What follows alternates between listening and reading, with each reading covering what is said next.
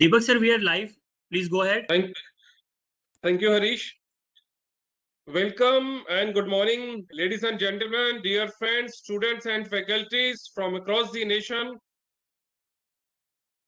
from various colleges and universities attended this program. Myself, Deepak Chabda, from ASSOCHAM National Council on Education. I would like to welcome you all to this wonderful webinar organized by ASSOCHAM National Council on Education and Assam Down Town University on challenges of the initial years of transition to NEP 2020 with special reference to Northeast region.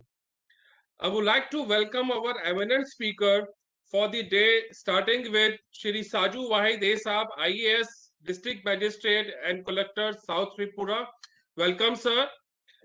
Shrimati Roshni Apranji Korati, IAS, Secretary, Elementary Education and Managing Director, Sar Shiksha Abhiyan. Welcome, ma'am. I also welcome Lieutenant General Dr. Rajan Grewal, Vice Chancellor, Sikkim Manipal University. Welcome, sir. Professor N.C. Talukdar Saab, Vice Chancellor, Assam Down Town University. Welcome, sir. As well as Dr. Rani Jha, Dean, Faculty and Science and Technology, Arunachal University of Studies. Also, we have Professor Sunandan Barua. He is the Dean for the Faculty of Engineering and Technology, Assam Down Town University. He is the moderator for this session, but due to some technical issue, he is not able to join. So I would like to welcome and thanks Shri Jyotishwan Datta ji for his special contribution and for his efforts to organize this webinar and to support this webinar as well. So first, I would like to welcome Lieutenant General Dr. Rajan S. Grewal Sahab, Vice Chancellor, Sikkim Manipal University. Welcome, sir. Rajan Grewal Sahab took charge as the Vice Chancellor of the Sikkim Manipal University on August 1st, 2020. Rajan Grewal Sahab is an alumnus of the Armed Forces Medical College, Pune, and was commissioned in the Army Medical Corps, and he was being the professor and head of the Integrated Department of Dermatology at the prestigious AFMC and Command Hospital, Pune. He has been an MD examiner, guide, assessor, and inspector of the Medical Council of India and National Board of Examiners, including various universities, and has been an interview panelist at UPSC as well.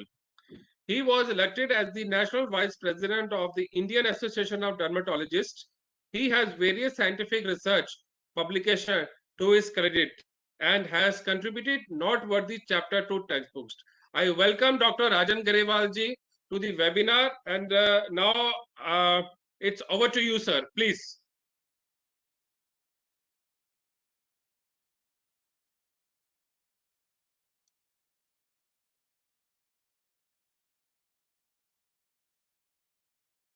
Dignitaries, distinguished luminaries, eminent panelists, esteemed Shri Jyotishman Datta, respected Dr. Talukdar and Dr. Sunandan Barua, learned participants, ladies and gentlemen. It is truly a privilege and pleasure to be amongst us. I bring you greetings from Sikkim Manipal University, Gangtok, which you would be happy to know, where we want to share some good news with all humility. In the entire Northeast region, our institutes, that is Sikkim Manipal Institute of Technology, has been ranked second in the East Zone and fifth amongst the emerging engineering colleges of the country. The Sikkim Manipal Institute of Medical Sciences, which conducts MBBS, postgraduate, MD, MS, and DNB programs, has been ranked 8th amongst the emerging colleges of the country, which we think is something we would like to share with you. With this, we would move on to the presentation and we move to the slides. It will take a little while to come to that.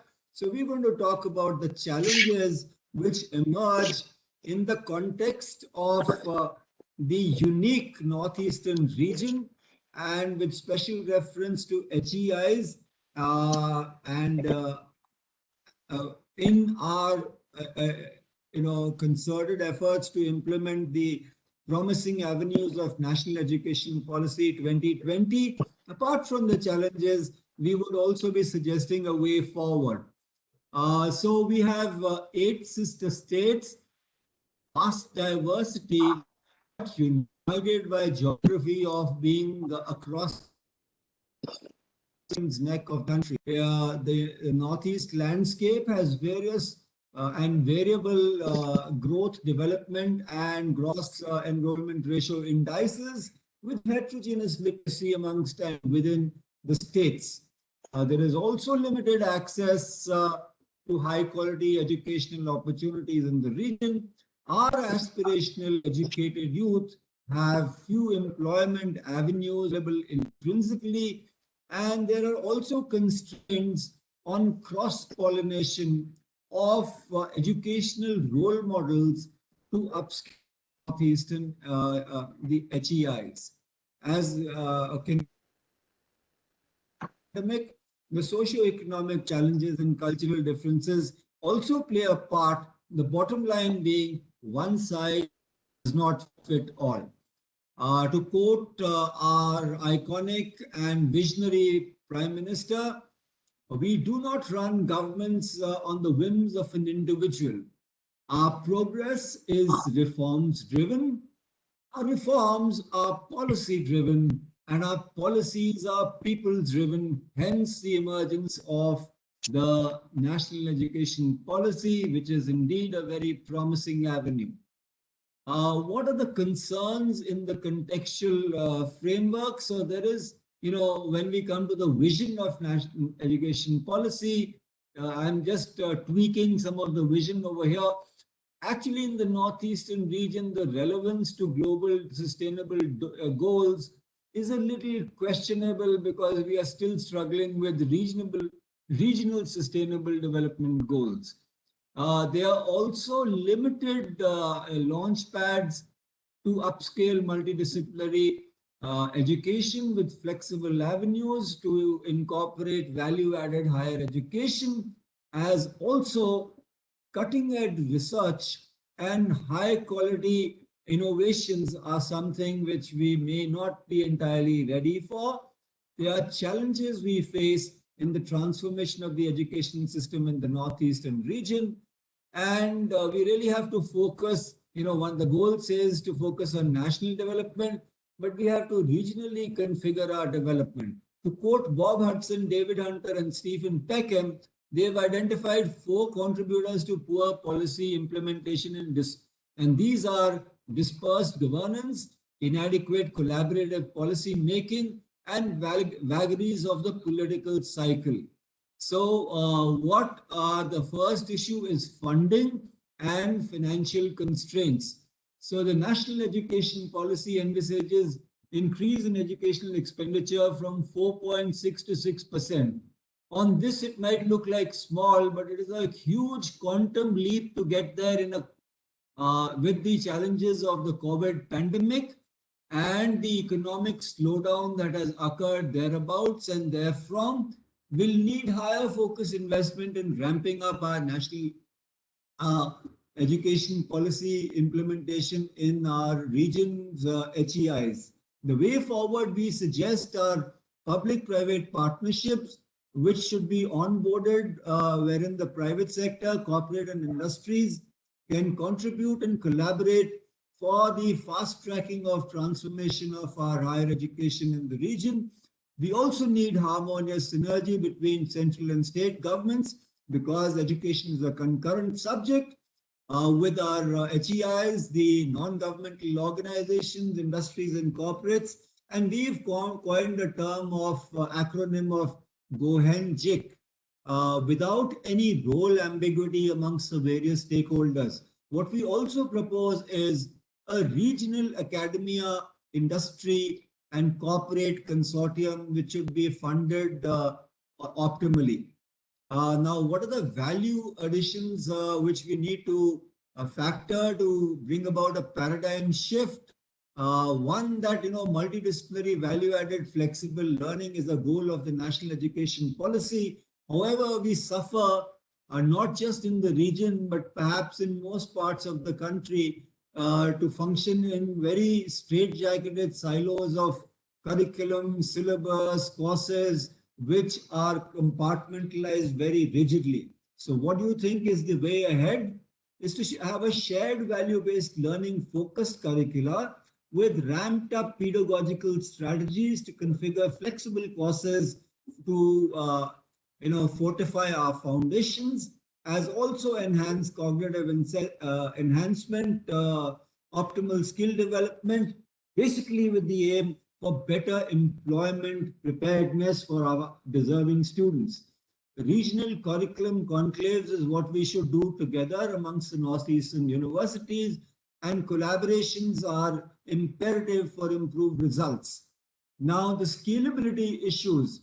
How do we create centers of excellence in the Northeastern region with the concerns of, we first have to define roadmap, the content, the context, the vision, and the purposeful alignment has to take place. The geographical and social and cultural environment has to be factored. And the way forward we suggest is quantum-up scalability with defined responsibilities for centers of excellence with achievable implementation parameter settings. Going into the future, we hope that we would be able to create and envision regional institutions. So how do we go about doing this? There's a division of universities into research intensive, teaching and autonomous degree awarding universities. This requires adequate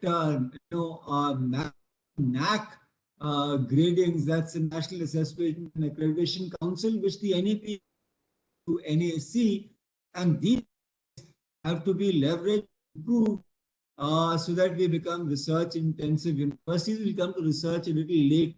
It's not a situation, and I hope this data has since changed since we collected it, that only 15 universities in NER are, which is percent the existing universities are accredited.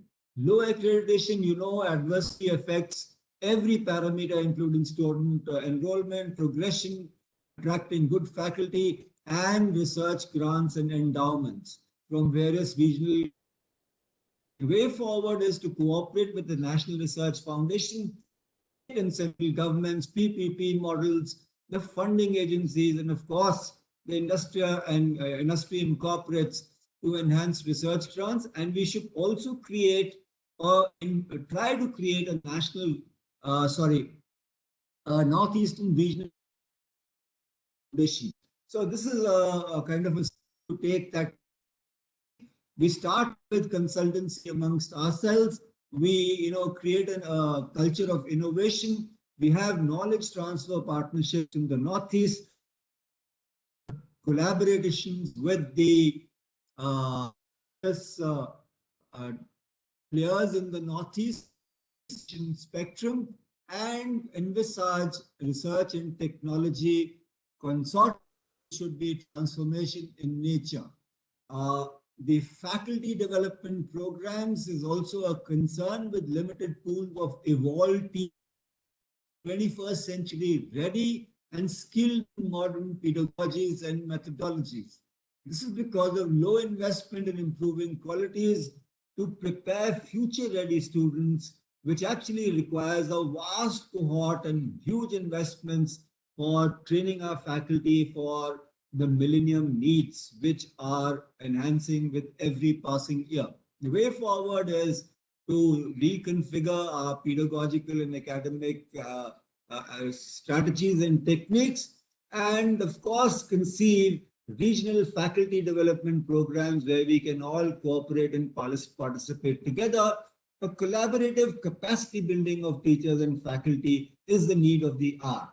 So to quote Edward Everett Hell, hail rather, coming together is the beginning, keeping together is progress, and working together is success. So let's work towards success.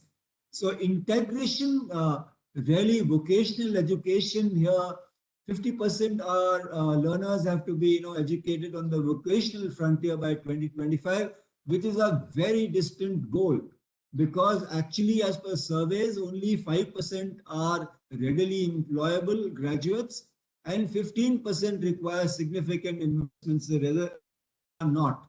So there are paucities of industries and corporate footprint in the Northeast, and therefore difficulty in education and industry, apprenticeship and internship training, which should be improved. Government agencies also and of course, with the support of the noteworthy Association of Chambers of Commerce and Industry, FICCI, and Confederation of Indian Industries, should come forward to support HEIs in northeastern regions for collaborative frameworks in vocational education. From corporate social responsibility, we should move to corporate educational responsibility for the future of the youth of tomorrow. The regional entrepreneurship initiatives deserve investments also. Academic branch of credit is a ABC. ABC is very good, it sounds good, but D, I will add to that, D is a distant dream, because this is not easily achievable, and currently we only offer degree certificates, so we would really have to take a quantum jump on this to work on it. Moving forward, the difficult road ahead, ladies and gentlemen, education is a concurrent subject, so there are ownership issues between state governments and central government.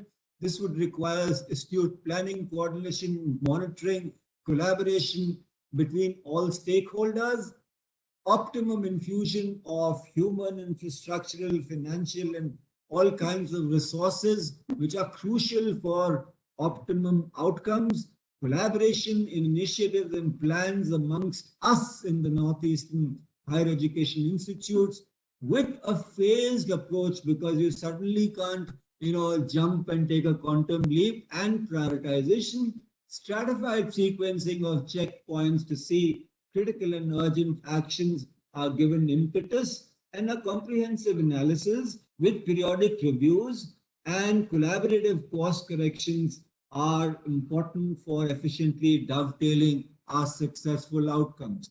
To quote the father of the nation, change is the only constant, and Mahatma Gandhi very appropriately said, we, in this context, I'll tweak it a little bit, we must be the change we wish to see in the world. So let's start by starting a regional higher education council, which could be an informal forum, and from idealistic utopia to reality checks, we must learn what we need to do for the national education policy, unlearn the baggage of yesteryears and decades, and relearn what are imperatives and newer learning strategies going forward. The foundations have to be fortified by strong fundamentals, and incremental objectives have to be strategically aligned. Optimum investments, seamless synergy, and enduring sustainability for quantifiable upgrades is essential for good results in our Northeastern region. As with Barack Obama said, yes, we can, and together we, Northeastern region higher education institutes, shall overcome. With this, ladies and gentlemen, I end my presentation with acknowledgements to the distinguished organizers, particularly Shri Jyotishman Datta, Dr. Talukdar, Dr. Sunandan Barwa, and of course acknowledge the sterling role of the ASSOCHAM in anchoring in amazing and awesome programs which in the education forefront, or particularly Neeraj Arora Harish Pushpakar, and today the actual go-to person is, of course, Deepak Chabra. Many thanks for the time. I've overshot. And Jai Hind, Jai Northeast, and Jai Sikkim. Have a wonderful day and a great session ahead.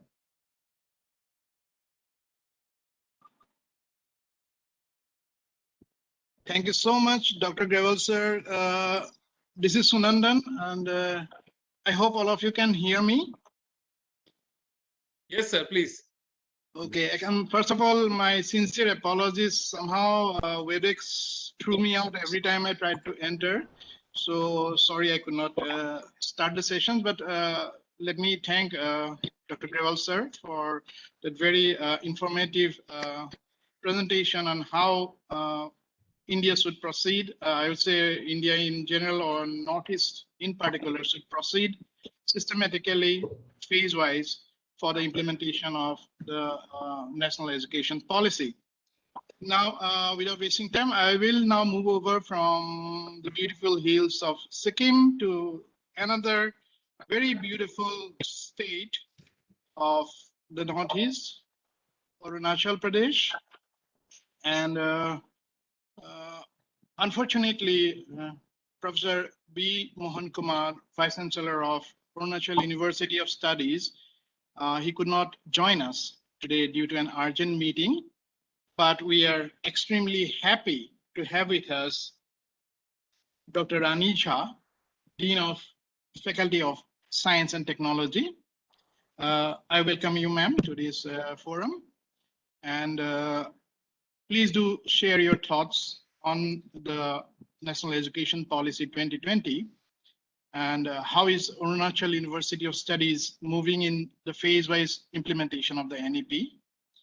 As one of the biggest private university of the state, what do you think will be the university's role in the overall implementation of the policy in Arunachal Pradesh? So before I hand over the speech to you, I would like to introduce Dr. Rani Jha to all the members present here today. So Dr. Rani Jha was the Dean, Faculty of Science and Technology, Arunachal University of Studies, Namchai, Arunachal Pradesh. By profession, a synthetic organic chemist who has been working in the field of green and sustainable chemical technologies, agrochemicals, drug development, global climate change, carbon capture, polymer chemistry, and nanotechnology.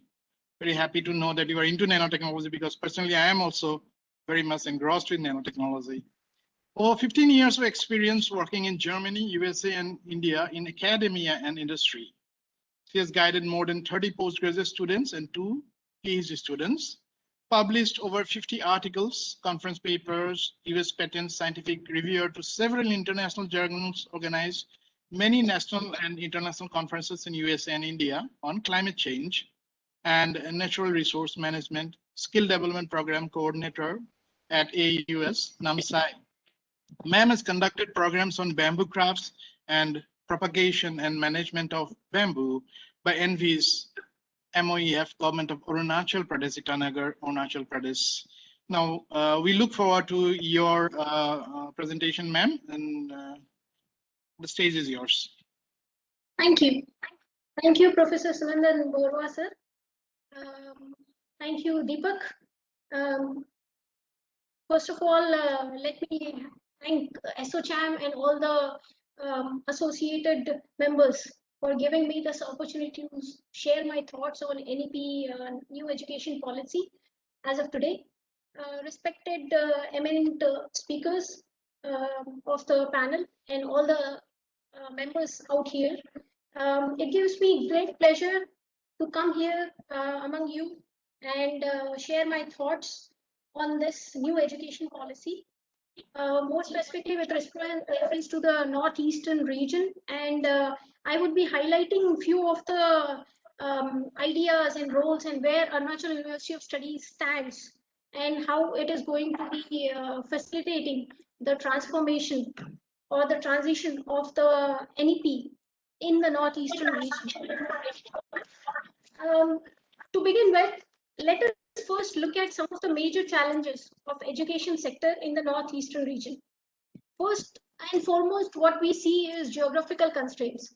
Remote locations, inaccessibility, commutation issues, definitely a setback for the education for all, which is Article 21A in the Constitution. Secondly, what I would say is limited exposure to the students, not aware of the full potential of the courses which they take up. That leads to disinterested students. Thirdly, the most important thing which I have seen out here is higher dropout rate. The dropout level, the dropout rates, both schools and college, is remarkably high due to various reasons, of course. And these students, once they leave the study, are finding it difficult to come back to the normal stream. Financial constraints is one of the reasons. A lot of the population, majority of the population rely on agriculture, and financing education becomes difficult at times for them. So break in education due to that. Limited job opportunities in the northeastern region. Very few industries, not many multinational companies. So students don't find very easy to find any good jobs out in here. Now, coming back to the Arunachal University of Studies located at Namsai, Arunachal Pradesh, it is one of the largest private university in the state of Arunachal Pradesh. It has always believed in improving the quality of education while enhancing the credibility of education as per the global standards.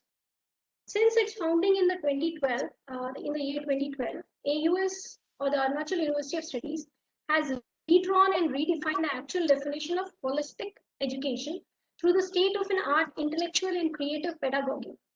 AUS offers over 120 plus professional programs, which also allows for multiple exit and entry, which is one of the key points in the new education policy.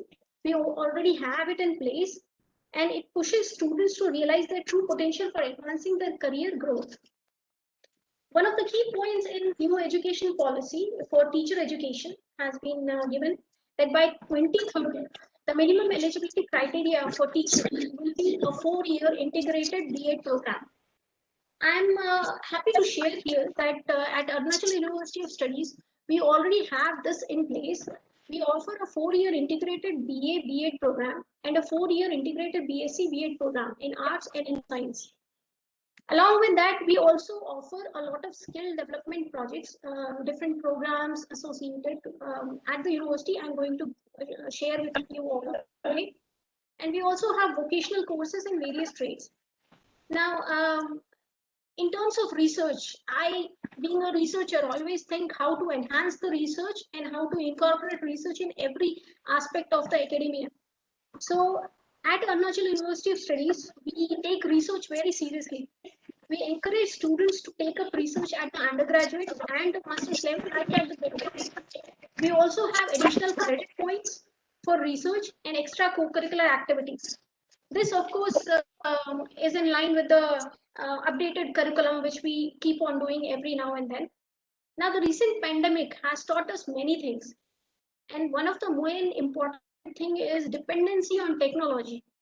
AUS has always been prepared for such a situation. In the year 2020, last year, when the pandemic hit us first, we have successfully conducted online examination in July 2020. So, saved the academic year, in turn saving the future of the students. We have also conducted the 5th convocation in a mixed online-offline mode in December 2020 in the presence of Honorable Union Cabinet Minister Dr. Mahendranath Pandey. And at the moment also, we are actually running the online classes and are preparing for the year-end examination for the academic year 2020-21. At AUS, we have always looked at education in a holistic manner, wherein academia, research, vocational training, and skills has been given always the equal weightage. This is, of course, in line with the new education policy, in line with the skill imparting to the students. Arunachal University of Studies has established Faculty of Skill Development and Vocational Studies, the prime function of which is offering employment-centric capacity building and training-related programs for skill and entrepreneurship development of the youth. It also assists the students of vocational education to transfer already earned formal, informal, or vocational credits into the formal education system and vice versa. At AUS, we also understand that growing gap between classroom teaching and the skills needed to get a job is increasing day by day. No company would like to hire or spend time and money on training candidates unless it is essential. They all prefer trained individuals. It is also worthwhile to mention here that India is known as the country with the highest number of unemployable or non-employable youths. How do we change that? To impart internship skills. When the students go out, they find jobs fitting to their whichever course they have studied. We at Arunachal University of Studies has established a university industry interlinkage center.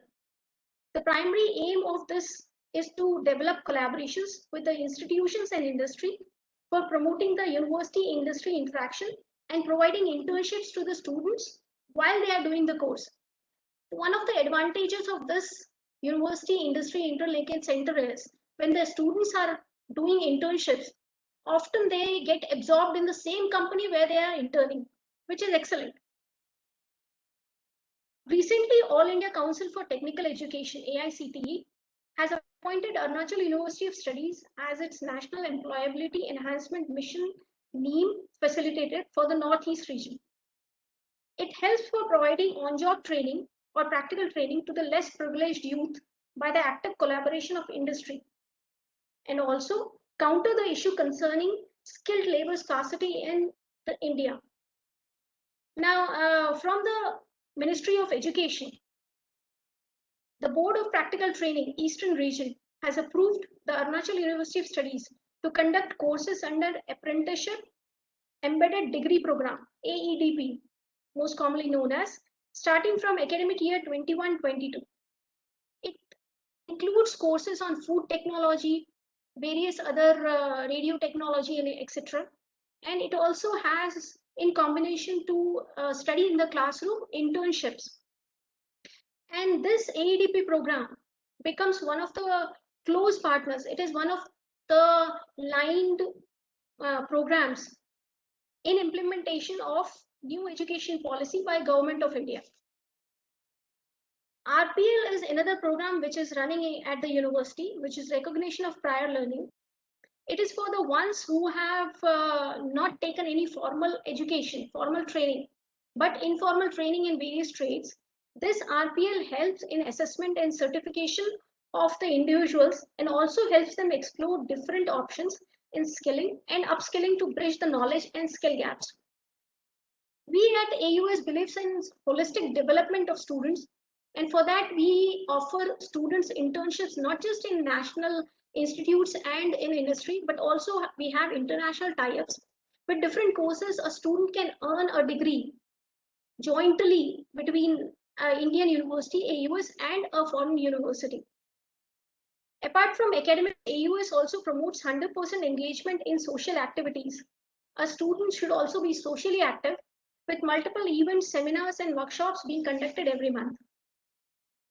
Our mandatory internship and training during the semester prepares the students to smoothly transition from academics to the profession of their choice. Following the vision of Prime Minister's Self-Reliant India, AUS's core ideology is to make more entrepreneurs generate employment in the country. Instead of finding a job, create jobs. You create jobs, give jobs to 10 more people. We are proud that AUS serves as the bridge between students and their desires to have prospective career growth. With this, I would like to end my talk. I would again like to thank all the ASSOCHAM members, Deepak, Professor Sunandan, everybody, and the esteemed members for giving time and hearing me out. Thank you. Jai Hind. Thank you so much, Dr. for letting us know about the Arunachal University of Studies and whatever activities the university is involved in and how gradually it is actually proceeding towards the implementation of the national education policy. It's really heartening to know that in spite of the geographical disadvantage, located in a sort of interior area of the Northeast. Because personally, I didn't know, because we have so many students from Arunachal. When we are having this digital class, the most complaints are of the network connectivity. So it's really wonderful the way the university is going.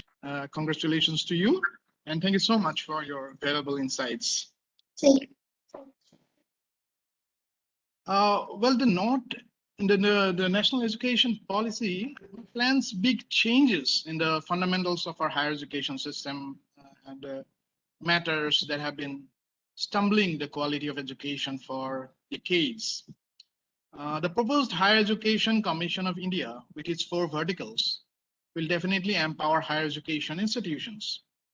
All higher education institutions will be given complete administrative and academic autonomy, and we will become self-governed autonomous institutions, as is prevalent all over the world. And for the first time, a government has committed 6% of the GDP to education, which is very, very attractive. However, it is important to search for other means of generating financial support as well. The government should think of ensuring that CSR funds are largely used for funding state-aided schools. In higher education, of course, universities and colleges must plan ways by which they can convince the society about the value in what they offer to education. Today, we are extremely privileged to have with us Professor N.C. Talukdar, sir, Honorable Vice Chancellor of Assam Down Town University. Sir is the present Vice Chancellor of Assam Down Town University, a graduate in agriculture from Assam Agricultural University, and a postgraduate in soil chemistry from Punjab Agricultural Commonwealth Fellowship.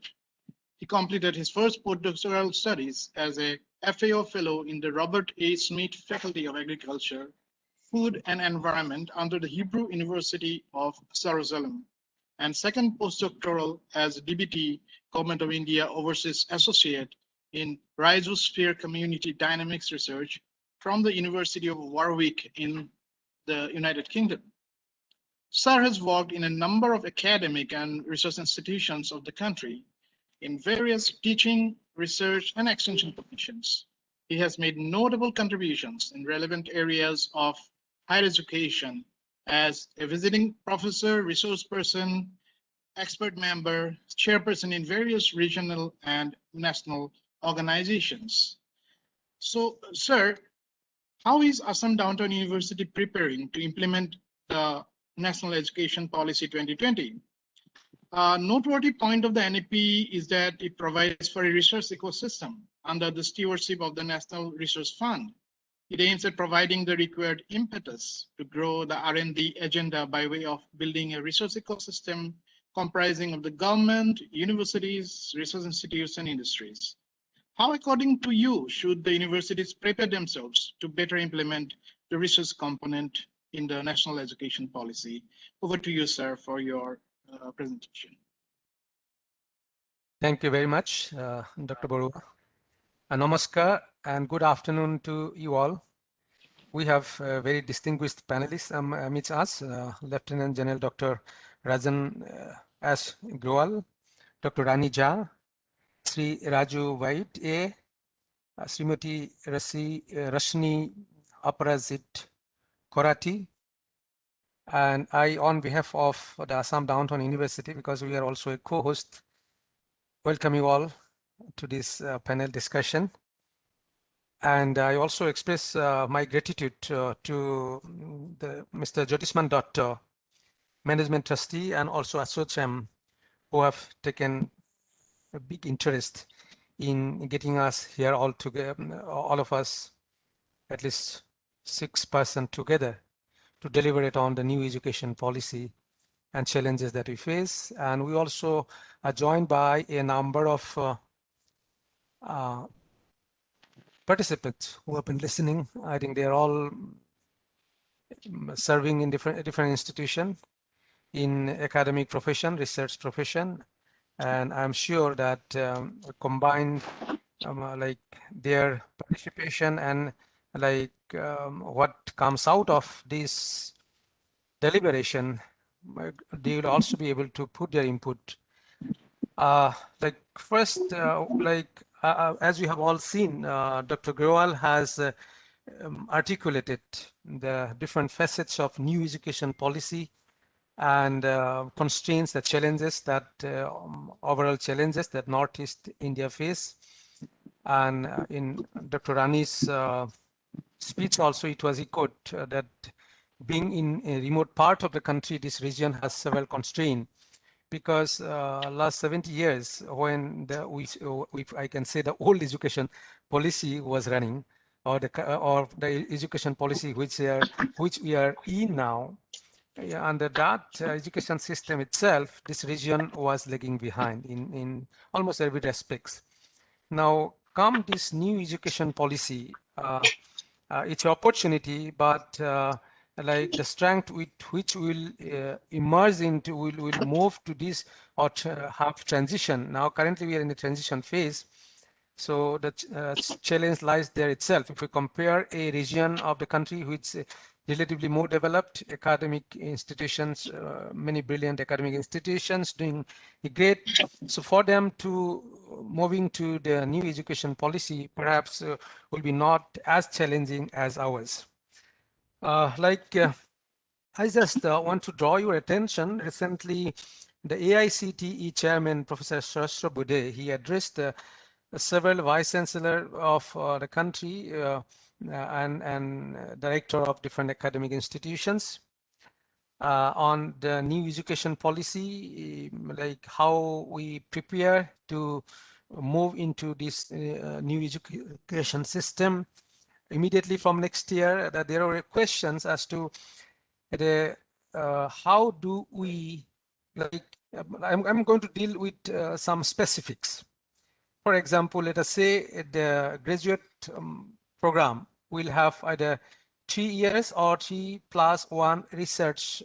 There will be 2 parallel components, and students have the flexibility, and system is open. They can join any one of them. Now, for that, how do we prepare the course curricula? There was some question from Sa. Now, will there be a national guideline that to prepare course curricula? The answer from Professor Saraswat Bude was that each institution, each university, many of them are autonomous, has to think creatively and start working on it. Now, like after that meeting, before I proceed further, let me give a very brief of this university. We have 7 faculty: engineering, technology, basic science faculty. We have a paramedical science faculty, management, commerce and management, the nursing faculty, and these 7 and also a faculty of nursing. Now, the graduate program that we are running now, if it is a engineering technology, we have 4 years program. If it is basic science courses, 3 years program. Now, to move to the next new education policy, how do we design our course curricula, keeping these in view the element of openness and flexibility, also keeping the provision of exit provision. Now, let us assume we have 100 students joining in a particular program, and 10 students want to leave in the first year itself. Maybe 20 more wants to leave in the second year.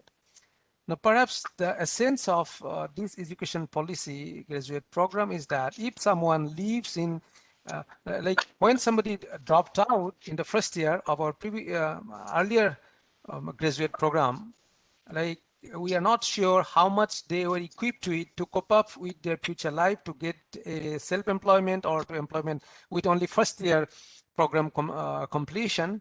But in this particular program, we want to make sure that whatever length of time a student spent in his graduate program, 1 year or 2 years, if he wants to exceed, or if he or she wants to exceed, then he must be equipped knowledge enough that he can take up some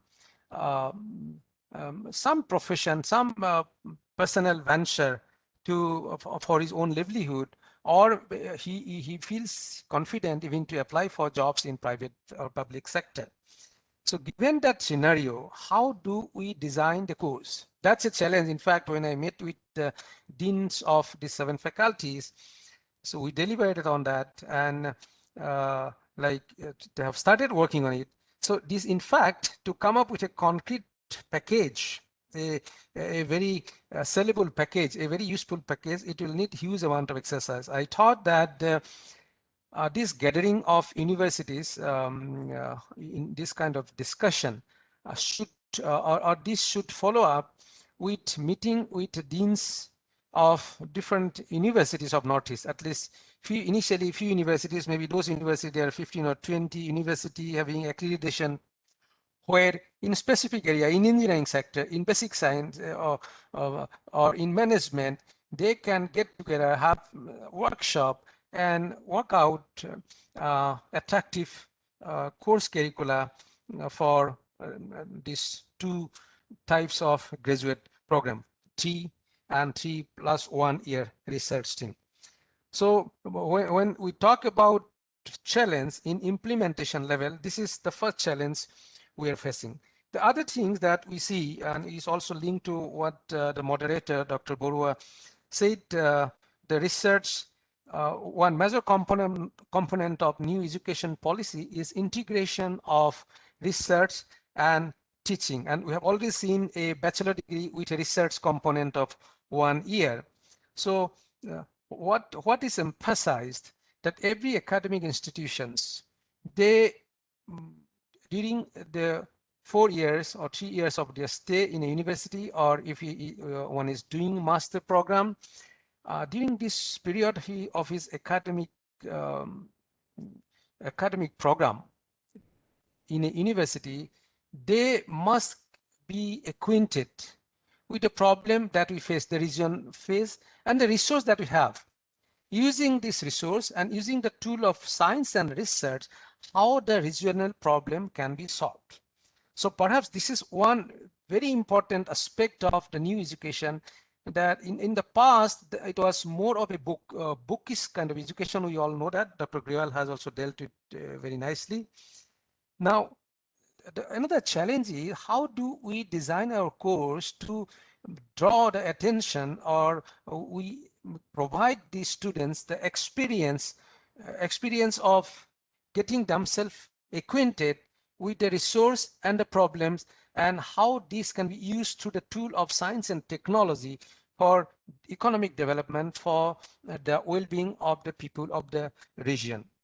Now, like higher education commission, like the 2 important, there are 4 arms. One is I'll deal with the National Technology Forum and National Research Foundation. Now, if we have to integrate our research and teaching, if we have to orient our students towards their academic course curricula, towards research, and finding out solution of the problems using the resource, then every university research base has to be strengthened.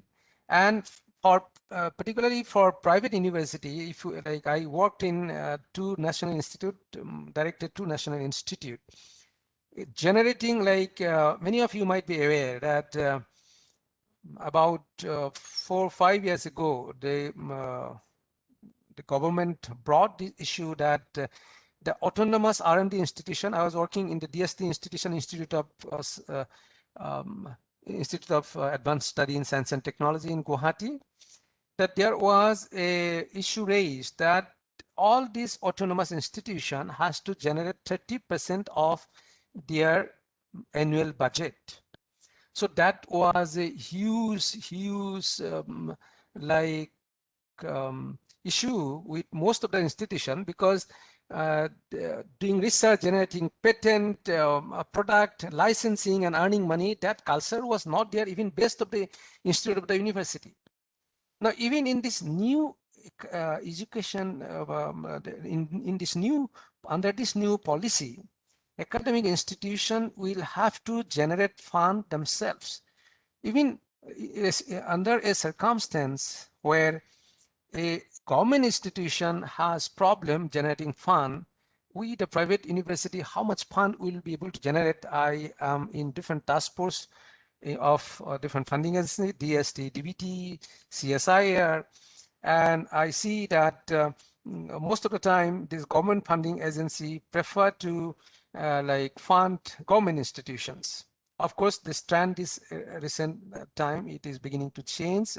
This is a welcome move from the private institutions, private universities, that no matter where this project comes from, projects are absolutely judged on the basis of merit, and several private universities have been getting good funds. So that's a positive thing.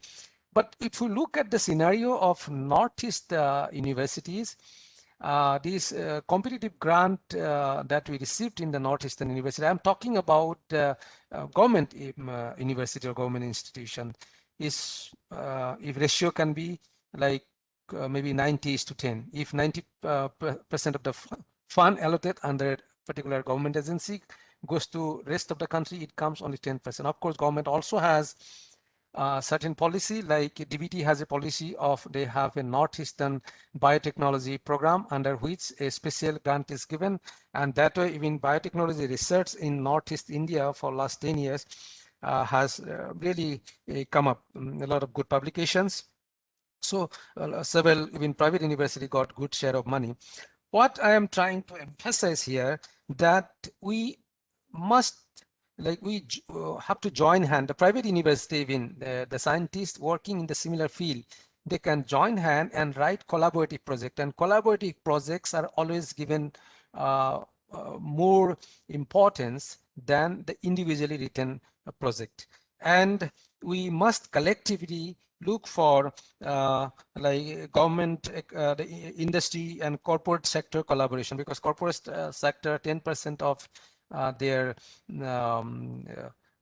annual profit has to go for public good, for society's good. So we can capture on that. Again, joining hand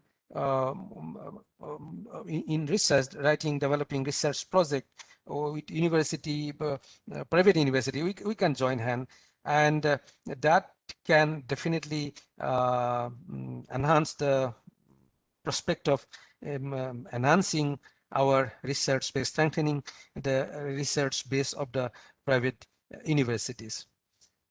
And the other issue I think I forgot I wanted to mention while talking about designing course curricula. Now, this multidisciplinary research, multidisciplinary courses. Now, there has to be several multidisciplinary courses within a university. And how different, because see, the past system of having a degree maybe in chemistry, bachelor in chemistry, bachelor of physics has all gone. This has been dealt and length, has been dealt at length by my previous speaker. Now, the chemistry bachelor degree, that is not going to carry much weightage. Now, we need to come up with like multidisciplinary courses. I give you one simple example that in fact our engineering faculty and the faculty of science, we have a botany group. I just want to give you a simple example. Want to put few master degree students or bachelor degree students with research component, and some teachers of the civil engineering, and some professors of civil engineering, some professors of botany from faculty of science. The Northeast has 65% landmass, mountainous, and the erosion is a huge problem. And this unique problem of the Northeastern region, we see on daily basis. The University of Northeast India, they see this problem on daily basis. So land stabilization should be a major research goal. We must have research program where land stabilization should be a major emphasis. Now, we also know this region is full of plant diversity. If you find in wilderness, you have different fern species growing. And if you look at the root system of this plant, each one has different like land stabilization capacity. But you have not done any research. Now, these engineering people, they do all the measurement of the soil levels, and the botany people study the canopy coverage provided by each of these species, and how best we can select some plant and do pilot scale studies under different slope condition, under different soil condition. That itself can be a beautiful technology. And if we write a project joining hand, like several faculties, members, scientists from across discipline writing a project, it always has a better prospect of getting it. And if you can join some other university working, having civil engineering department in this project, that can be a mega project. So this is how I feel that to meet some of the challenge of the challenge in the implementation of new education policy, Northeast University can join hand, particularly in research front. I think time is very short, but this I believe this is just the beginning of our interaction, and today's meet should lead us to our faculty members of university across the region, select maybe few selected university, so join hand in course curricular design, in formulating research project relevant to solving or relevant to bringing solution to the regional specific problem, and research program that can address the economic development of this region. I think with these words, I'll stop for now. As the discussion proceeds, maybe I'll come back again. Thank you very much for giving me this opportunity. Thank you. Thank you so much, Dr. Sir, for thought-provoking words. And definitely, it is a responsibility of all the higher educational institutions in the Northeast to join hands, come together, and proceed as a united group to achieve the objectives of the National Education Policy 2020. Well, the NEP 2020 has been appreciated at large with an expectation that this education policy will bring a paradigm swing in our education system. To keep the Indian education system in the race with the educational world, so as education is a fundamental for all-round national development, a well-structured education policy is very important, but its implementation will be a matter more to think about. Otherwise, an education policy will be simply a document in a file. However, implementation will require considerable efforts from the government with participation from all stakeholders, keeping in mind the changes proposed or required. Along with the recommendations of our required changes, the NEP 2020 has spelled out the tasks for implementation in the policy itself, with timeline and responsibilities of stakeholders concerned. To get more insight on these, we are honored to have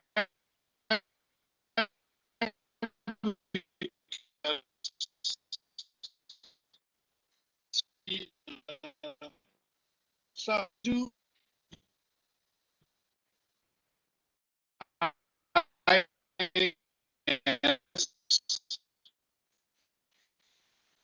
District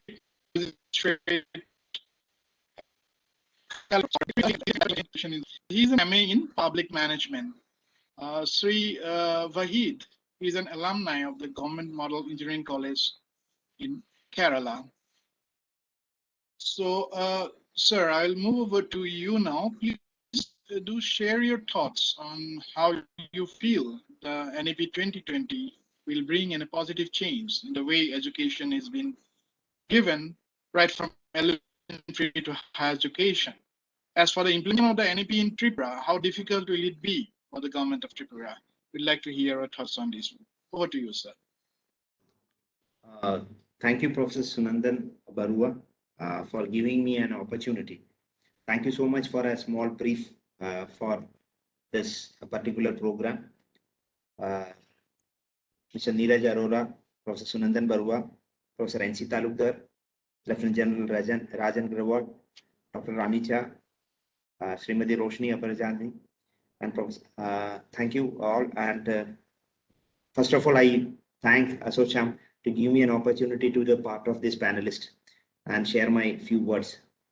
So the participants, everyone will be perplexed or confused why I was invited for this particular meeting. Being a district magistrate and collector of a district and a very young officer from 2015 batch, how can I contribute to this? So, and in my brief also, it was not completely given. So before joining as a district magistrate and collector of a district 3 weeks back, I was the director of higher education government of Tripura. I was SPD, state project director of Samagra Shiksha. I have the state project director of Rashtriya Uchchatar Shiksha Abhiyan, and I was the director of elementary education government of Tripura. So I was holding a post in which for the last continuous 2.5 years, I was serving government of Tripura in the education department. And also I was a joint secretary education department government of Tripura. So I was dealing from KG pre-primary section to PG level and also dealing with the postgraduate people. I was very lucky to be the part of several consultative meeting which was conducted for NEP before it was completely declared in July 2019. And thereafter also in the implementation side, being a director or being a state project director of higher education and elementary education, I was very fortunate enough to see very closely the implementation side, the baby steps which as a government and all the stakeholders which are involved in the new education policy does or did in implementing this particular policy. As we all well known that in 1986 was the last national education policy was declared, and thereafter there was a huge gap, and in between several policies were drafted but never implemented or never brought to the light. So we were waiting for a good policy, and this national education policy, the new education policy, it's called a new education policy, but it is not created or it is not formulated in a 2 days time or a 3 days time. It is done with a very huge consultative meeting, starting from the panchayat level or the local level to the top level, and taking the clues and taking the experiences and also the things which are shared or which are followed in other parts of the world, which is being consulted, and thereafter only this policy was made. And as the previous speaker was or Mrs. Barua was saying, it is just a document which need to become a policy. We need to implement it. It is rightly said that only implementation make it a policy, other than it will remain as a document. But from the government side, I will feel that unlike other policy documents, for this particular policy, the discussions, decisions, and things happening around this policy is huge. And this might be my 10th or 11th webinar I'm attending, completely focusing on new education policies, challenges in Northeastern region, and which is conducted by various universities, colleges, and discussion is still going on how to do it. So one thing I would like to say that definitely being the part of the Northeast, like other states in the Northeast, it will be a challenge. But I would like to see it as an opportunity for us, especially in the Northeastern region, because we, as Professor Talukdar was saying, we have different kind of challenges there in our Northeastern part. And as he said, this is an opportunity where our institutions are getting autonomy to select their own topic, to do a research or to frame a curriculum, so that the local things will get an importance, and there is an opportunity for our professors and our academicians to study upon that. And it is not just stopping there and creating papers for PhD work, rather than converting into actionable points, maybe selling it to the industries and converting into the products or converting into the solutions, the same things into the solution, so that the problems of Northeast can be solved. And new education policy gives this an opportunity for that, to select our own things and select our own ways of doing it. And I look at the autonomy of the institutions. We had around 22 general degree colleges, 7 polytechnics and engineering colleges working in Tripura. So we were also looking forward for autonomy for some of our colleges. So which give more and more autonomy, because which is lagging because of this financial issues and other things, financial dependencies. Our colleges are completely under restricted mode, where we have eminent teachers across the state is working in institutions, but because of this administrative restrictions or financial restrictions, they are not able to go beyond a limit. But I hope that this kind of an autonomy or this kind of a positive step taken from the government side and through a policy, and we are ready to give an autonomy for the institution, definitely this will give new limits and new things, and new skies will be open before the institutions, and which will help the institutions to become multidisciplinary in the coming years. And it also talks about the multidisciplinary universities, and one thing which attracted me most is the multiple entry and multiple exit option. Even though at the institutional level and at the university level we have started the integrated course, like B.Ed course we have started, and some of the universities have already started some integrated chemistry or BSc courses we have started. But beyond that, the policy goes beyond all this limit, and they says that you can enter into a college and take some course, and thereafter you can go to another college and take another course. That kind of an option is there in this particular policy. And it also says that whenever you exit from a particular course, you don't exit without a certificate, you exit with a certificate. If you are exiting after 1 year, you are having a diploma. But if you are exiting with a after 2 years, advanced diploma, and if you are exiting after 3 years, you will get a degree. So liberal things are being done. So this will ensure that there is no dropout from my colleges, so that they can, with that certificate, they can continue from a different perspective. In the Northeast, most of the youth, which I have seen that because of their familial issues and financial issues, they are not able to continuously complete their courses in a 3-year continuous way. So they may be taking 1-year course, and thereafter they will be moving somewhere else and doing some job and coming back. So if we are giving an opportunity for them with a certificate, and they are able to complete their courses in a different way, and the 1 year which they have spent on the college or in the institutions, if they are getting a certificate, that certificate can be utilized for for their job opportunities and other things. So that will be a great thing. But definitely this will be a challenging thing. How will we issue certificate? How will we design a curriculum for a 1 year, which is a complete curriculum to provide a certificate? These all are challenges. Definitely there are challenges, but I would like to see it as an opportunity. And there is another thing which is like multiple entry and multiple exit, which is that I don't want my all colleges to be the specialist in every subject. I don't want my all colleges to be completely excel in everything. Rather than, if I can make one of the college specialize in science, and another college in commerce, another college in economics, another college in arts, so that my students will definitely have an opportunity to switch from one institution to another institutions, and even crossing all the borders and boundaries. For example, if I'm a student who can take one course from Downtown University, which is famous for one of the course, and thereafter I can move to Assam University, take another course, another subject from there, so that I can take the best out from the best teachers or the best institution, and after that the academic credit will be a bank which contains everything, the best in my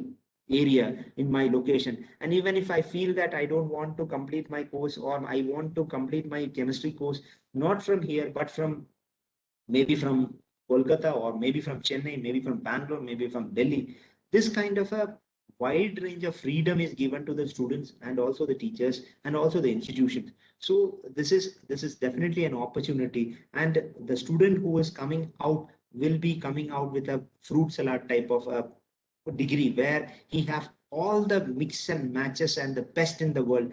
That thing is there available for him. So in that way, there definitely will be a game changer.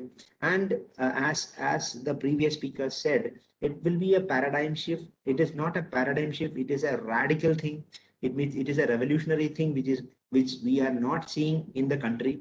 But it is nothing like that this is going to happen the first time in the world. It is already experimented, it is already running in other countries of the world, which we are going to adopt. But it is very new thing for people in our state or in our country.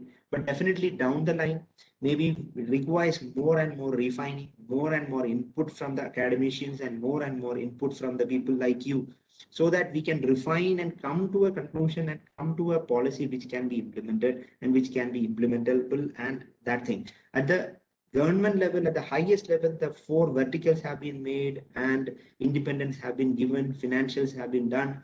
It is not just like that 6% of the GDP is declared for higher education, but instead it is said that we have a finance vertical which will decide or which will discuss and which will identify the projects and all. So this is in the higher education side. The same kind of things is happening in the elementary and school education side, which secondary elementary education, which is already one of the panelists, madam will be able to discuss in detail. But being a director of elementary education, I have seen that, and we have in the education department of the government of India, actionable points are created, and every actionable point there are corresponding the schemes like Samagra Shiksha is aligned with these actionable points, and each projects, each schemes were also aligned.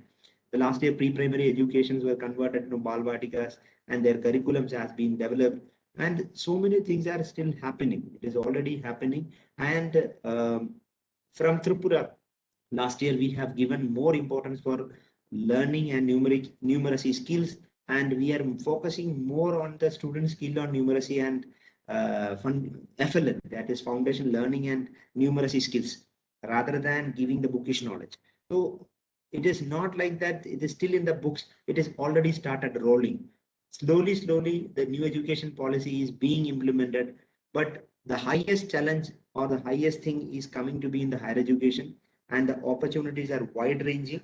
And being the academicians and being the part of the higher education institutions, we should take this opportunity and see it as a full potential and look at with a positive side and with maximum potential, so that we will be able to do. I hope that within maybe like down the line, 4 or 5 years down the line, we will be in a good position. The good speakers before me have very well detailed and in a succinct manner, they have explained it in very well. Professor Talukdar and Lieutenant also have explained in well detail. And thank you so much for giving me an opportunity to listening their words and also sharing my opinions and views. Thank you so much once again, and signing off. Thank you so much, Sajuvait, sir. And my apologies, I should have actually mentioned how much involved we were in the higher education and the elementary education field in Tripura before you actually took charge as the district collector. Thank you so much for your valuable suggestions and your comments, and giving us an insight on how things are proceeding in Tripura. And actually, honestly, like you said, whatever we are trying to do now is nothing very new. Countries in the West are actually doing that, and they are doing it in a very systematic way. I actually personally recall one of my experience, which I can share quickly. At that time, I was teaching in Uppsala University in Sweden, and one of my master students was doing the project with me.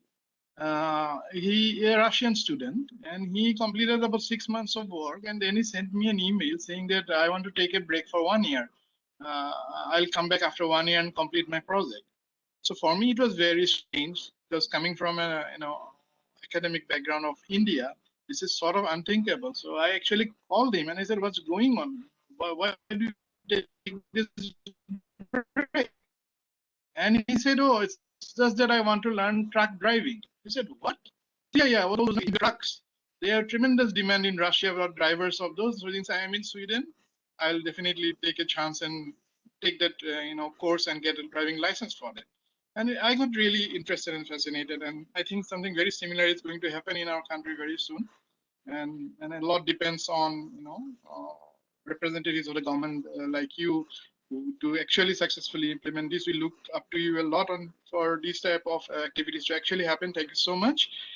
Now let me just proceed. Well, actually, we were looking forward to knowing about what is the situation in the elementary education scenario here in Assam.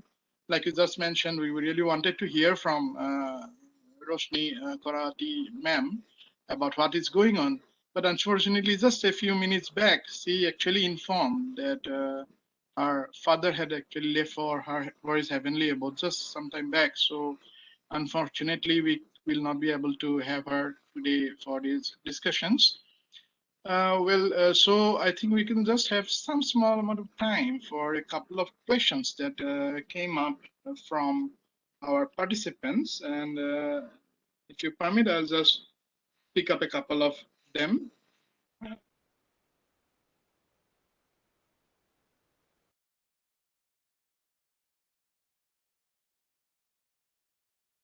Everyone can give their comments or answer for this. So the question is like this: if a multidisciplinary master's program has been approved by AICTE to be run in 5-star medical university, private or government, and eligibility are both MBBS, BDS, Bachelor in Engineering, Architecture, etc. And it is a sponsored project of the MOH of the Ministry of Health and Family Welfare. So the question is it required to seek NMC approval?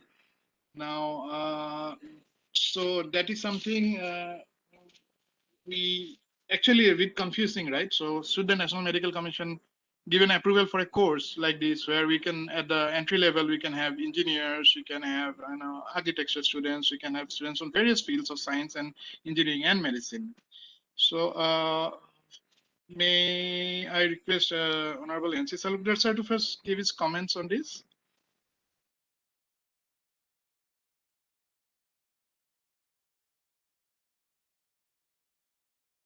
Salukdar sir, are you there?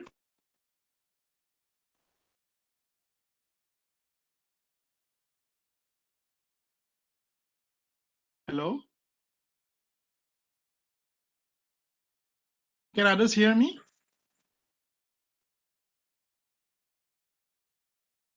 Yes, sir, you are audible.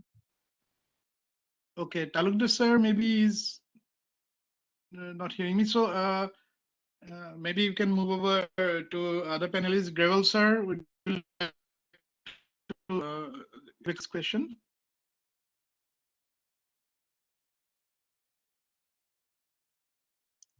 Gravel sir, are you there?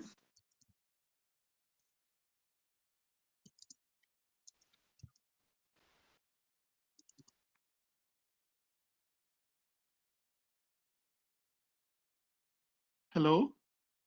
I think Gravel sir is also not listening, hearing me.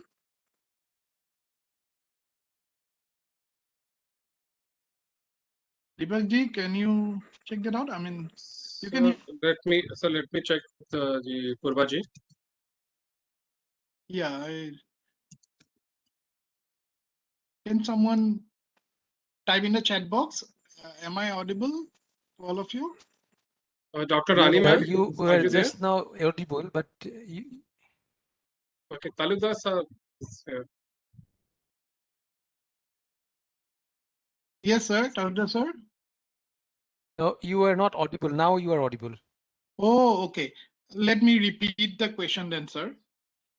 There was because unfortunately our next speaker, Kurati ma'am, she could not join us because her father expired today.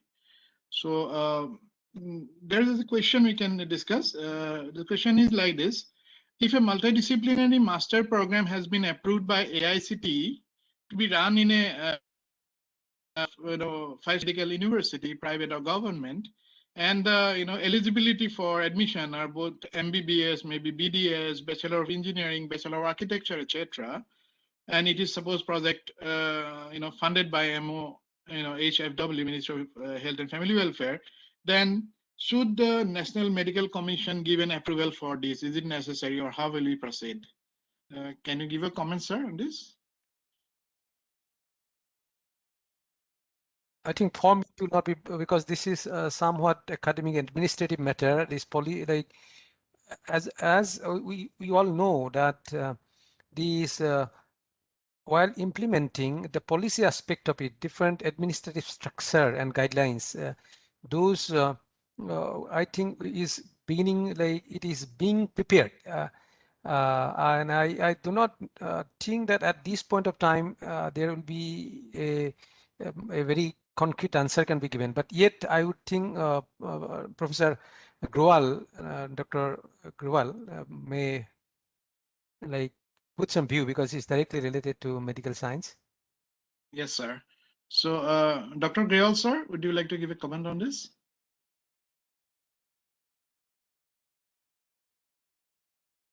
Dr. Grewal, sir, are you there?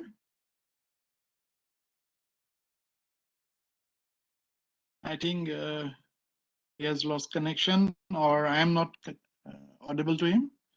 Dr. Ranija, ma'am, are you there? Would you like to say something?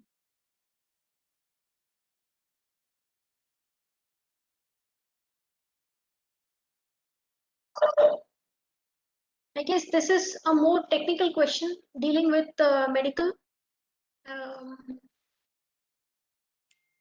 Actually, ma'am, the question is something like that. If I understand that we are talking about interdisciplinary programs, and we are not really, we feel that students from any background can actually come up, even for engineering. Like we also had a lot of discussions on how we can allow a student from arts to actually join engineering, where the prerequisite at the moment, at least we need physics, mathematics, so without doing those subjects, can we really allow something like that?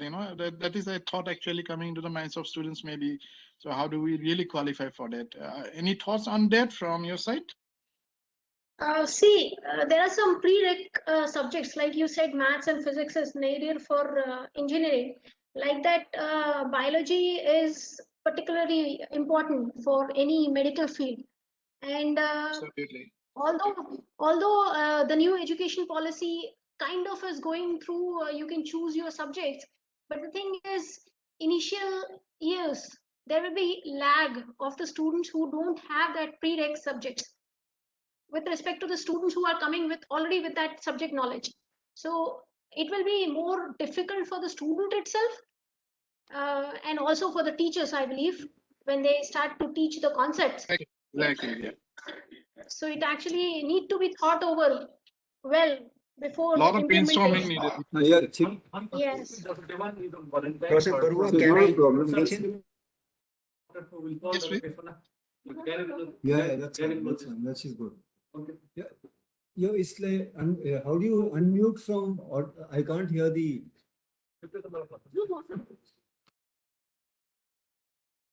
Deepakji, can you help? Yes, sir. Let me call him, sir.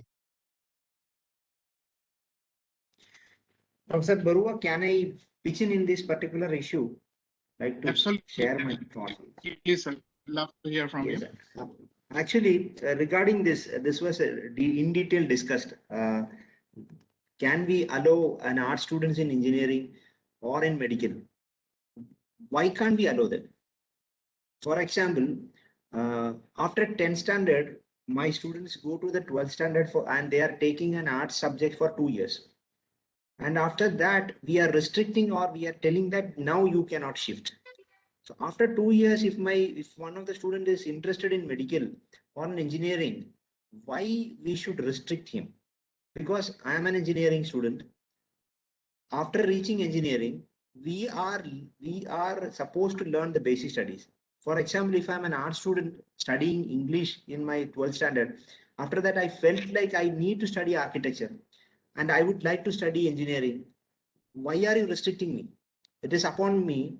And why an academic side should decide that no, you are not capable because in 12th standard you have not studied mathematics, then you cannot. Whether he can or cannot depends upon him. And if I want to study medicine, I should be allowed to study medicine, because in the medicine, in the first year and second year, there is a fundamental on the foundations, things are taught. And if I felt like that, no, it is not my cup of tea, then he should be allowed. But why we should restrict? Because in other countries, I have seen that an art student, after 10 years of engineering, and after that, he's taking medicine also. And law also, it is being taken in other countries. But we are restricting it here. So maybe different opinions will be there, and there will be technically, there will be so many issues. We can have an entrance test and we can tell them that you pass this entrance test and come for this, then you are agreed. But even in the entrance test also, we are restricting them and we are saying that you are no, you can't. So I don't feel that it is a right way of doing. They should be allowed. They should be allowed. The other technical issues, being academicians and being at the college level, we will be able to follow. And if we say that you should have some basic quality, that should not be based on the certificate he is having, but based on his ability to capture. But nowadays in the arts area, students are not going because they are seeing it as a restrictive area. For example, those students who want to do arts even forcefully taking science, because after 12th standard, science is a area where he is allowed to take even science or arts or engineering, medical. He is having a multidisciplinary opening, but that is not available for an art student who have just passed out 12th standard. So why we should restrict? That is my idea. The other panelists may have their own opinions, but this is what I want to share. But I feel like education should have that freedom to select, and the student should be the person who should decide what should I turn and what should I not. This is my opinion. Absolutely, sir. Absolutely. I totally agree with you. Dr. Grewal, sir, would you like to give a short comment on this? Can you hear me? So first, I have an audio issue over here. So can you just repeat the question for me, please? And I'm sorry for that because I can't hear the incoming things. I hope you can hear me. Yes, we can hear you. So basically the question was like this, that we wanted to hear from you. One participant actually is asking, how actually do you go ahead with, suppose a program, a medical program, where the students who are going to be admitted will come from various fields. They're coming from a medical background, from engineering background, from architecture background, from other science background. So will the necessary approval can we get for that from the medical council? So firstly, I'd just like to place on record that if doctors can enter and engineers and technocrats and various multiple professionals can enter the civil services, there is no embargo on their entering the medical, let's say an MBBS program. Clearly, we also need to understand that based on an act of the parliament and the decision of the union government, the National Medical Council has been constituted as an autonomous body which looks at the regulatory, mandatory and statutory requirements for this. At no position does it put an embargo on someone changing streams. For instance, the only prerequisite that they have is that there should be a science stream in the school background. So while that is a filter, but you would appreciate, that anyone who comes from a humanities stream who does not know the difference between a cell, a molecule, a DNA, or basic elementary fundamentals would be hard put to make the switch. So I think cross-pollination is a way forward in the future, and I will definitely articulate the concerns of the student to the decision-making bodies in the higher echelons to facilitate lateral entry, because we would like doctors to come in with experience in, let's say, technology, engineering, or for that matter, in any other stream which they can value add to the course offerings. So that is the point that I have to make on this. And I think the medical stream is regulated, but it is not a closed option. Yes, sir. Very much. Thank you so much for your comments. Actually, Dr. Barua, I guess a change in mindset.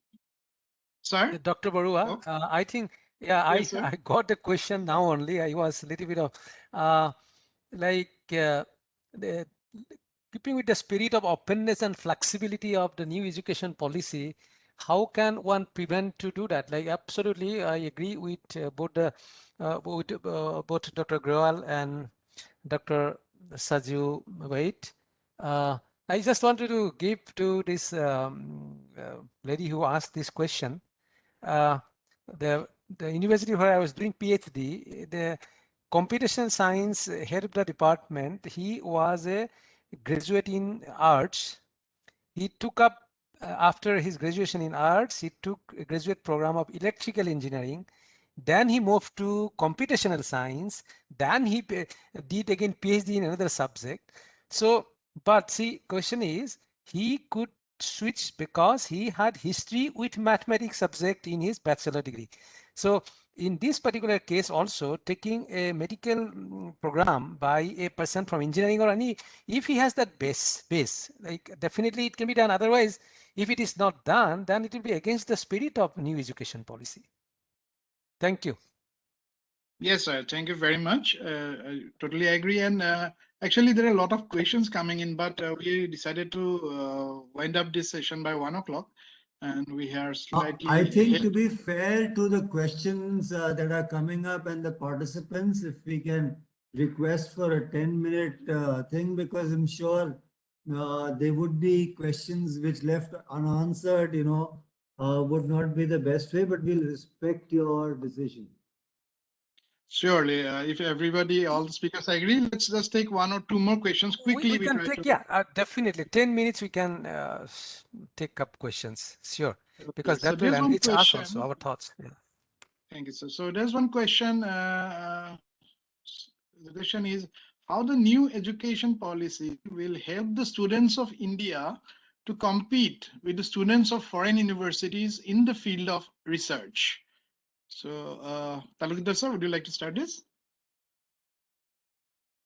This is if we achieve this goal of integration of research and teaching research oriented universities, if we like really achieve doing that, then our research quality will go like there is no doubt quantum jump. And why we cannot compete? Even there is a provision in this policy itself to inviting or giving way to the foreign university for opening their campus here. So even before going to now students aspirant for higher education in foreign university who are going away, they will have opportunity in this country also if there are campus of foreign university open, and will be our national institutes will be more competitive. This is how what is best way to like develop our quality and make us more deserving, more and more of our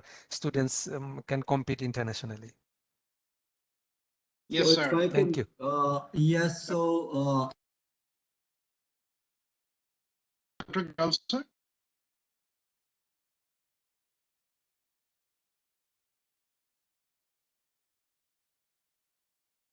We cannot hear you, sir. yeah, okay, so can you hear me now? Yes, we can hear you, sir. Okay, so clearly, one of the promising avenues of the national education policy is to create students who are future ready to compete at the global stage.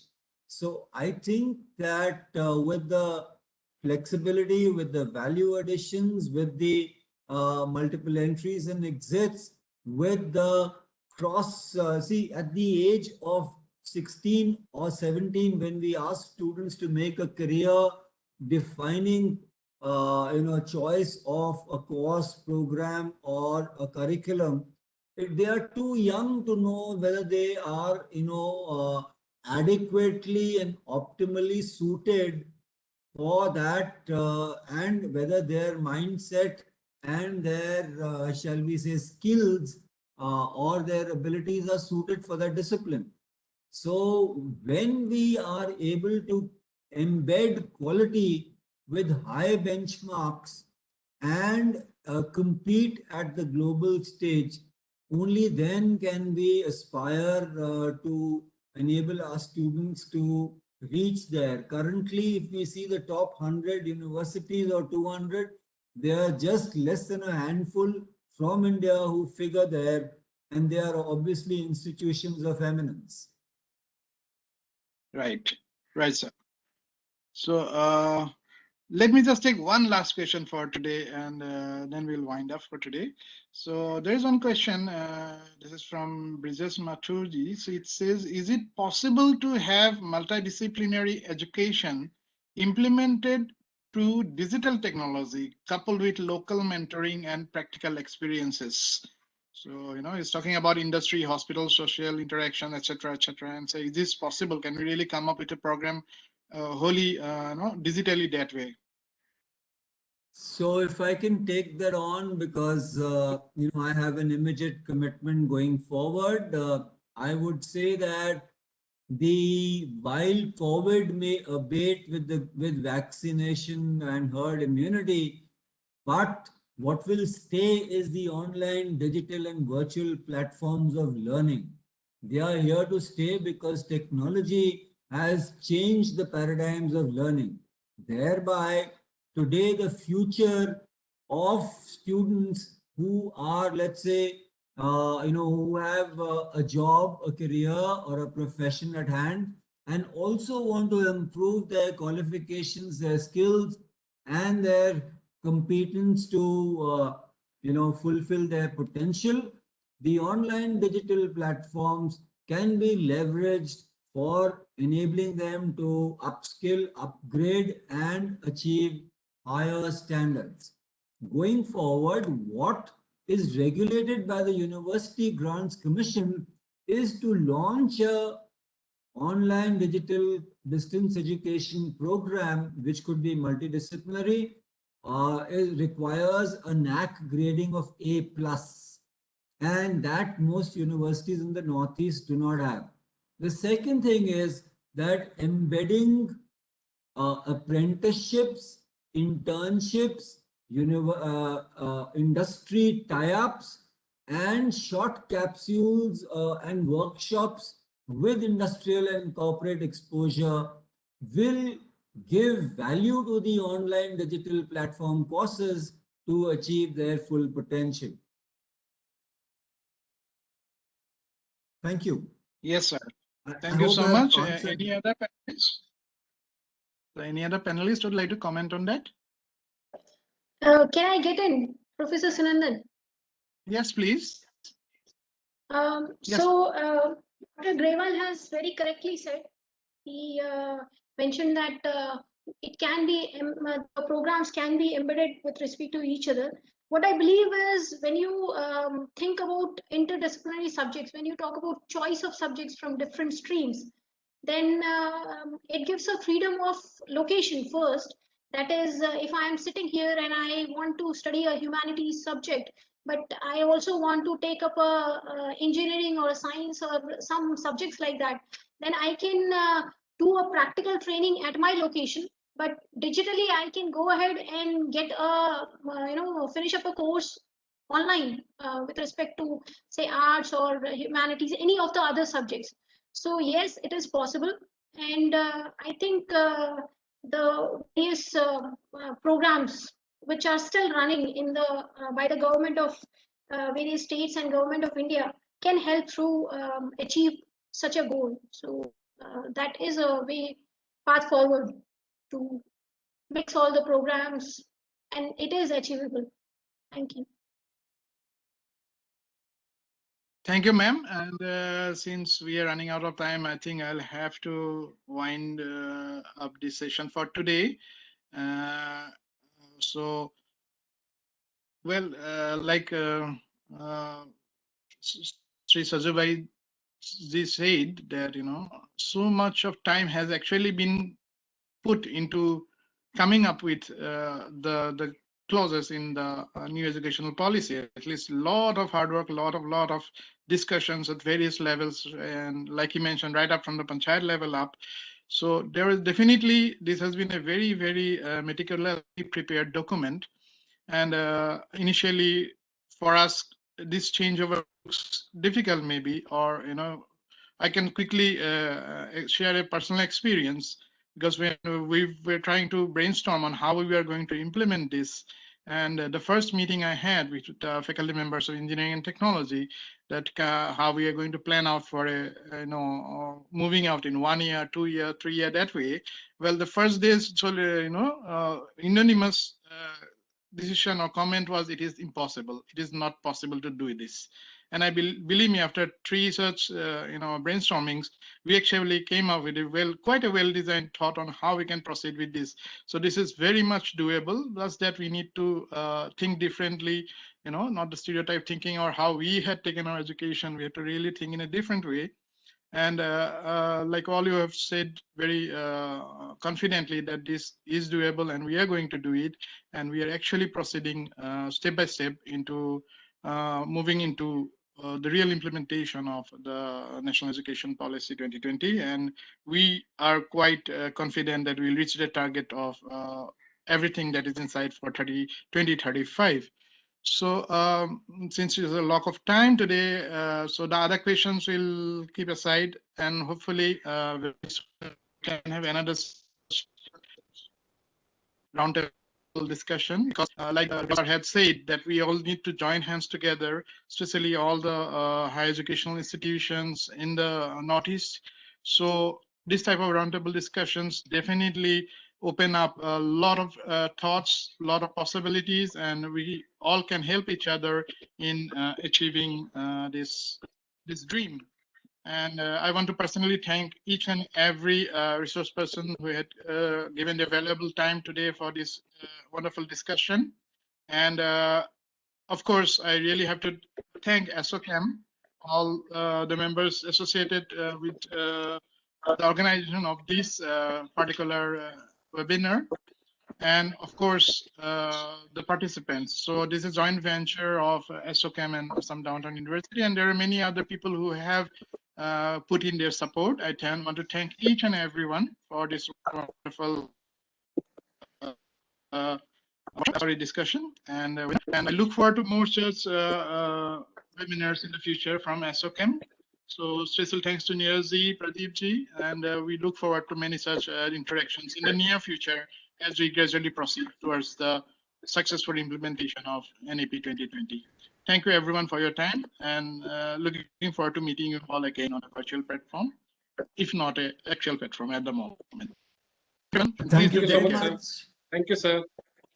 Thank you, Mr. Jyotish. Thank you very much. Thank you, everyone. Namaskar. Sunandan and Dr. Talukdar. Thank you, Dr. Rani. Thank you very much for your time Mr. too. Saju Wahid, and all the participants and panelists. It was a pleasure to be with you. Looking forward to more such interactions where we can take the Northeast forward in our endeavors. I have very fond memories of 40 years of service as a doctor in the armed forces, where I did more than 7 years in the Northeast. And if you include my Sikkim Manipal University tenure, it almost adds up to a decade. So looking forward to more interactions and how we can totally synergize to achieve the best for our region. Thank you once again. Thank you. Thank you so much, sir. And a Thank warm you. welcome Thank to you very everyone. much. Assam Down Town University. Please, whenever you visit Guwahati, please do give me a call. I will definitely arrange to have you brought over to our university. Love to have you. Thank you, Deepak. Thank you so much. Thank you so much, sir. Thank you, Rani. Saju sir, Thank you. sir, thank you so much for your Thank you. contribution Thank and the knowledge shared on this platform, sir. We are really thankful to each and every panelist to be a part of this, and we are looking forward for all your contribution in the upcoming webinars, sir. Thank you. Thank you once again to all of you, Thank sir. you. Thank you. Okay. Thank you once again. Bye. Thank you so much, sir. Harish, please do the needful.